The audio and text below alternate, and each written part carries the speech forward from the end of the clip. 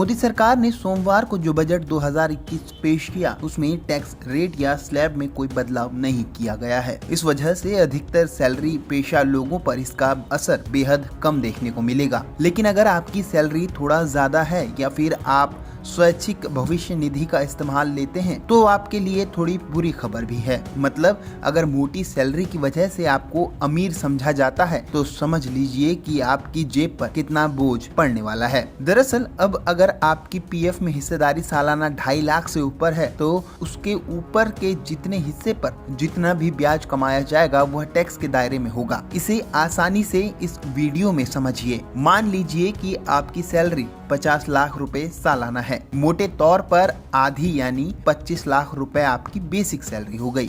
Basic के हिसाब से देखें तो पीएफ की हिस्सेदारी 3,12% हो गई है। अब तक इस पर आपको जो भी ब्याज मिलता था उस पर टैक्स नहीं लगता था। इस केस में देखें तो 50,000 रुपए लिमिट से ऊपर हो रहे हैं, यानी उन पर जो ब्याज मिलेगा उस पर टैक्स जरूर लगेगा। पीएफ पर फिलहाल 8.5 यानी 8.5% ब्याज मिलता है। इस केस में 50,000 पर 4,250 रुपए ब्याज मिलेगा जिस पर टैक्स देना होगा। अब इस पर कितना टैक्स लगेगा यह उस हिसाब से तय होगा कि आपकी कोई और सोर्स ऑफ इनकम तो नहीं है, मतलब आपकी टैक्स स्लैब कौन सी है। स्वैच्छिक भविष्य निधि ईपीएफ पर भी यही चीज लागू होगी। लेकिन एक सिचुएशन ऐसी भी रहेगी जब आपको पीएफ नहीं देना होगा।